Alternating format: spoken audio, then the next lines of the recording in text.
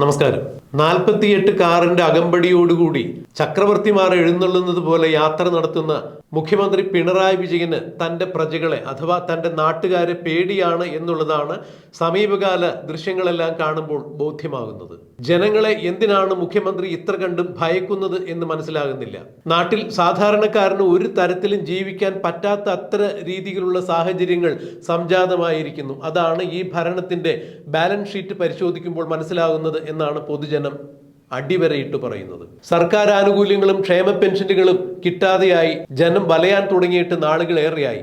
1600 രൂപ ക്ഷേമ പെൻഷൻ കിട്ടുന്ന വയോവൃദ്ധരായവർക്ക് അല്ലെങ്കിൽ വിധവകളായവർക്ക് വികലാംഗരായവർക്ക് ഒരു നേരത്തെ ഭക്ഷണം കഴിക്കുന്നതിനോ അല്ലെങ്കിൽ ഒരു നേരത്തെ മരുന്ന് വാങ്ങിക്കുന്നതിനോ മാത്രമേ ഇത്തരം തുകകൾ ഉപകരിക്കുന്നുള്ളൂ. എന്നാൽ അതുപോലും കൃത്യമായി മുഖ്യമന്ത്രിക്ക് കൊടുക്കാൻ സാധിക്കുന്നില്ല എന്നുള്ളതോ പോകട്ടെ, പാവപ്പെട്ടവരിൽ പാവപ്പെട്ടവരായ അവശത അനുഭവിക്കുന്ന ഇത്തരം ആളുകൾക്ക് കൊടുക്കുന്ന ക്ഷേമ പെൻഷനുകളിൽ നിന്നും മുഖ്യമന്ത്രിയുടെ സർക്കാർ ഓഫീസുകളിൽ ജോലി ചെയ്യുന്നവർ, അതും 1 ലക്ഷവും 1.5 ലക്ഷവും രൂപ ശമ്പളം വാങ്ങിക്കുന്ന ആളുകൾ പാവപ്പെട്ടവർക്ക് കൊടുക്കുന്ന തീരെ അവശരായവർക്ക് ലഭിക്കുന്ന ക്ഷേമ പെൻഷനുകളിൽ നിന്ന് കൈയിട്ട് വാരി കോടികൾ അടിച്ചു മാറ്റി എന്നുള്ള കണക്കുകൾ കഴിഞ്ഞ കുറച്ച് ദിവസങ്ങൾക്ക് മുൻപാണ് മാധ്യമങ്ങൾ പുറത്തുവിട്ടത്.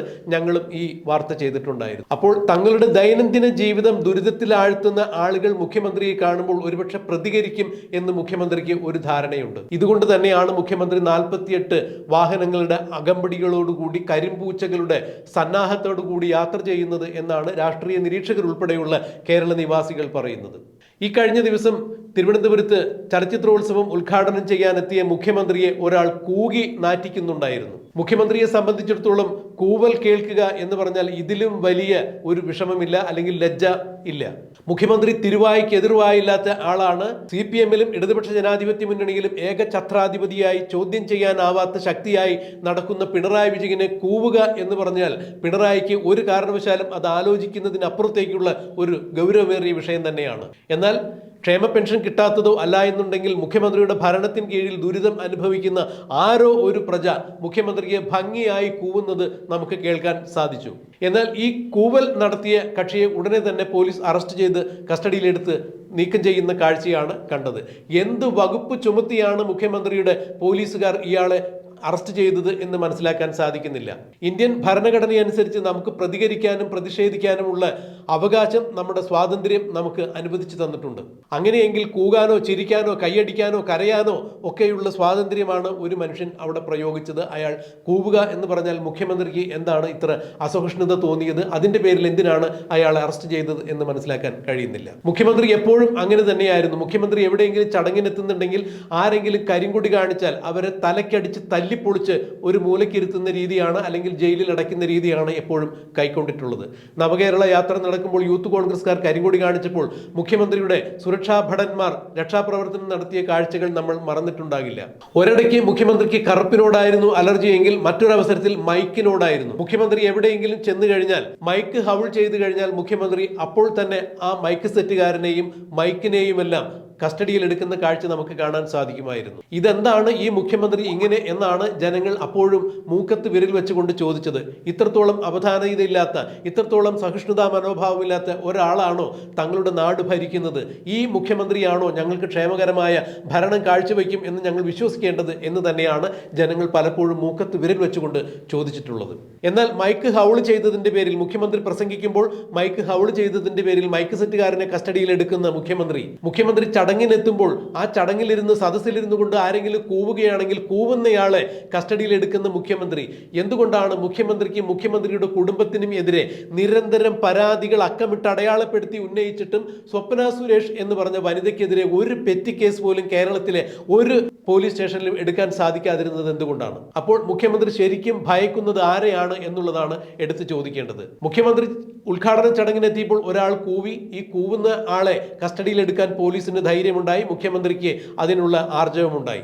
മുഖ്യമന്ത്രി പ്രസംഗിച്ചു കൊണ്ടിരുന്നപ്പോൾ ഒരു മൈക്ക് സെറ്റ് ഹൗൾ ചെയ്തു. ആ മൈക്ക് സെറ്റുകാരനെയും അയാളുടെ മൈക്ക് സെറ്റും ഉൾപ്പെടെ ആംപ്ലിഫയറും ബോക്സും എല്ലാം ഉൾപ്പെടെ മുഖ്യമന്ത്രി കസ്റ്റഡിയിൽ എടുപ്പിച്ചു. എന്നാൽ എന്തുകൊണ്ടാണ് മുഖ്യമന്ത്രിയുടെ ഭാര്യയ്ക്കും മുഖ്യമന്ത്രിയുടെ മകൾക്കും മുഖ്യമന്ത്രിക്കും മുഖ്യമന്ത്രിയുടെ മകനും എതിരെ അതീവ ഗുരുതരമായ സാമ്പത്തിക ആരോപണങ്ങൾ തെളിവുകൾ സഹിതം അടയാളപ്പെടുത്തി പൊതുമാധ്യമങ്ങൾക്ക് മുന്നിൽ വന്നു നിന്നുകൊണ്ട് സ്വപ്ന സുരേഷ് എന്ന മുൻ കോൺസുലേറ്റ് ജീവനക്കാരി വിളിച്ചു പറഞ്ഞപ്പോൾ ഇപ്പോഴും സ്വപ്ന സുരേഷിനെതിരെ മുഖ്യമന്ത്രി ഒരു ചെറുവിരൽ പോലും അനക്കാത്തത് എന്താണ്? മൈക്ക് സെറ്റ് തൊഴിലാളിയെയും അല്ല എന്നുണ്ടെങ്കിൽ ഒരു ചടങ്ങിനെത്തി കഴിഞ്ഞപ്പോൾ അയാളുടെ അവകാശ സ്വാതന്ത്ര്യത്തെ മാനിച്ചുകൊണ്ട് അയാൾ കൂവിയതാണ് എന്ന് വിലവെക്കാതെ അയാളെയും എല്ലാം കസ്റ്റഡിയിലെടുത്ത് മുഖ്യമന്ത്രിയുടെ കുടുംബത്തിനും മുഖ്യമന്ത്രിക്കും എതിരെ അതീവ ഗുരുതരമായ സാമ്പത്തിക ആരോപണം ഉന്നയിച്ച് സ്വപ്ന സുരേഷിനെതിരെ ഒരു ചെറുവിരൽ പോലും അനക്കാൻ മുഖ്യമന്ത്രിക്ക് എന്തുകൊണ്ട് പറ്റുന്നില്ല? മുഖ്യമന്ത്രിക്ക് എന്തുകൊണ്ട് നട്ടലില്ല? മുഖ്യമന്ത്രിക്ക് എന്തുകൊണ്ട് ചങ്കുറപ്പില്ല? ഇരട്ടച്ചങ്കൻ എന്ന് വിശേഷിപ്പിക്കുന്ന മുഖ്യമന്ത്രിക്ക് എന്തുകൊണ്ടാണ് സ്വപ്ന സുരേഷിനെതിരെ ഒരു പെറ്റി കേസ് പോലും കേരളത്തിലെ ഏതെങ്കിലും ഒരു പോലീസ് സ്റ്റേഷനിൽ എടുക്കാൻ സാധിക്കാത്തത്? അങ്ങനെയെങ്കിൽ മുഖ്യമന്ത്രി വിവരമറിയും എന്ന് തന്നെയാണ് രാഷ്ട്രീയകാര്യ നിരീക്ഷകർ ചൂണ്ടിക്കാണിക്കുന്നത്. എളിതരം ഉള്ളിടത്തെ വാദം കോച്ചു എന്നൊരു ചൊല്ല് മലയാളത്തിലുണ്ട്. മുഖ്യമന്ത്രി ജനങ്ങളെ എങ്ങനെയാണ് വലയ്ക്കുന്നത് എന്നുള്ളതിന് ഏറ്റവും പുതിയ ഉദാഹരണമാണ് കഴിഞ്ഞ ദിവസം ആലുവായ്ക്കടുത്ത് മുപ്പത്തിടത്തിൽ ഒരു സഹകരണ ബാങ്കിന്റെ ഉദ്ഘാടന കർമ്മത്തിന് മുഖ്യമന്ത്രി എത്തിയപ്പോൾ ആ വശത്തേക്കുള്ള എല്ലാ റോഡുകളും പോലീസ് അടച്ചുകെട്ടുകയായിരുന്നു. ESIയിലേക്ക് പോകുന്ന, അതായത് പാവപ്പെട്ട തൊഴിലാളികൾക്ക് ചികിത്സ സൗജന്യമായി കിട്ടുന്ന ആശുപത്രിയിലേക്ക് പോകുന്നതിന് വേണ്ടി വയോവൃദ്ധരടക്കമുള്ള ആളുകളെ പോലീസ് വഴിയിലിറക്കി വിടുന്നുണ്ടായിരുന്നു. ഇങ്ങോട്ട് സഞ്ചാര സ്വാതന്ത്ര്യമില്ല.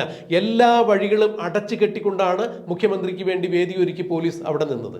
ആശുപത്രിയിലേക്ക് പോയ ആളുകളുടെ വണ്ടി വരെ പോലീസ് തിരിച്ചുവിട്ടു. പിന്നെ അങ്ങോട്ടേക്ക് എത്തണമെന്നുണ്ടെങ്കിൽ ഏതാണ്ട് 10-15 കിലോമീറ്റർ വളഞ്ഞു തിരിഞ്ഞ് എത്തേണ്ടതായി വരും. എന്തുകൊണ്ടാണ് മുഖ്യമന്ത്രി ഇത്തരത്തിൽ പെരുമാറുന്നത്, അല്ലെങ്കിൽ മുഖ്യമന്ത്രിയുടെ സുരക്ഷാ ഭടന്മാർ ഇത്തരത്തിൽ പെരുമാറുന്നത് എന്ന് മനസ്സിലാകാൻ സാധിക്കുന്നില്ല. ആശുപത്രിയിലേക്ക് മരുന്ന് വാങ്ങിക്കാൻ പോകുന്ന ആളുകളെ വരെ, വയോവൃദ്ധരെ വരെ പോലീസ് കടത്തിവിട്ടില്ല എന്ന് പറയുമ്പോൾ ഈ വയോവൃദ്ധരെ വരെ തടഞ്ഞു വെച്ചുകൊണ്ട് മുഖ്യമന്ത്രിക്ക് ഏത് തരത്തിലുള്ള സുരക്ഷയാണ് പോലീസ് ഒരുക്കുന്നത് എന്ന് മനസ്സിലാകുന്നില്ല. അഥവാ വയ്യാതെ കിടക്കുന്ന, പനി പിടിച്ച് അല്ലെങ്കിൽ മറ്റെന്തെങ്കിലും അസുഖങ്ങൾ കൊണ്ട് വലയുന്ന ആളുകളെ ആ വഴി കടത്തിവിട്ട് കഴിഞ്ഞാൽ മുഖ്യമന്ത്രിക്ക് ഏത് തരത്തിലുള്ള സുരക്ഷാ ഭീഷണി ഉണ്ടാകും എന്നാണ് പോലീസ് കരുതിയിരിക്കുന്നത് എന്നും പിടികിട്ടുന്നില്ല. ഇങ്ങനെ മുഖ്യമന്ത്രി തൻ പ്രമാണിത്വത്തോടു കൂടി രാജാവ് താനാണ് ചക്രവർത്തി, തന്നെ ചോദ്യം ചെയ്യാൻ ഇവിടെ ആരുണ്ട് എന്നുള്ള മട്ടിൽ ഭരിക്കുമ്പോൾ, ഈ മട്ടിൽ പുറത്തേക്ക് വരുമ്പോൾ ജനത്തിന് ബുദ്ധിമുട്ടുണ്ടാക്കുമ്പോൾ ജനം കൂവും. അതിന് യാതൊരു തരത്തിലും തർക്കമില്ല. എന്തുകൊണ്ടാണ് മുഖ്യമന്ത്രി കൂകിയ ആൾക്കെതിരെ നടപടികൾ എടുക്കുമ്പോൾ സ്വപ്ന സുരേഷിനെതിരെ ഒരു നടപടി എടുക്കാത്തത് എന്നാണ് കേരളത്തിന്റെ മനസാക്ഷി ഇപ്പോൾ മുഖ്യമന്ത്രിയോട് ചോദിക്കുന്നത്. തീർച്ചയായും മുഖ്യമന്ത്രിക്ക് എല്ലാ വിഷയങ്ങളിലും താല്പര്യമുണ്ടെങ്കിൽ അനീതി കാണിക്കുന്ന ആളുകൾക്കെതിരെ, അല്ലെങ്കിൽ അക്രമം ഉയർത്തുന്ന ആളുകൾക്കെതിരെ, ആരോപണങ്ങൾ ഉന്നയിക്കുന്ന ആളുകൾക്കെതിരെ നടപടി കൈക്കൊള്ളുവാൻ ആർജവമുണ്ടെങ്കിൽ സ്വപ്ന സുരേഷിനെതിരെ എന്തുകൊണ്ട് മുഖ്യമന്ത്രി ഒരു നടപടി എടുക്കുന്നില്ല എന്നാണ് രാഷ്ട്രീയ കേരളം ഇപ്പോൾ മുഖ്യമന്ത്രിയോട് ചോദിക്കുന്നത്. മൈക്ക് സെറ്റ് ഹൗൾ ചെയ്യുമ്പോൾ മൈക്ക് സെറ്റുകാരനെ പോലീസ് പൊക്കിയെടുത്ത് കൊണ്ടുപോയി സ്റ്റേഷനിലേക്ക് കൊണ്ടുപോകുന്നു. ഇതുപോലെ ആരെങ്കിലും വഴിയിൽ നിന്ന് കൂവിക്കഴിഞ്ഞാൽ യാതൊരു തരത്തിലുള്ള നിയമ നടപടികളും എടുക്കാൻ സാധ്യതയില്ലെങ്കിലും അവരെയും പോലീസ് അറസ്റ്റ് ചെയ്ത് കസ്റ്റഡിയിലെടുത്ത് പോലീസ് സ്റ്റേഷനിലേക്ക് കൊണ്ടുപോകുന്നു. അങ്ങനെയെങ്കിൽ എന്താണ് മുഖ്യമന്ത്രിക്ക്, മുഖ്യമന്ത്രിയുടെ കുടുംബത്തിനെതിരെ നിരന്തരമായ അഴിമതി ആരോപണങ്ങൾ ഉന്നയിച്ച സ്വപ്ന സുരേഷിനെതിരെ ഒരു കേസ് പോലും എടുക്കാൻ മുഖ്യമന്ത്രിക്ക് സാധിക്കാത്തത്?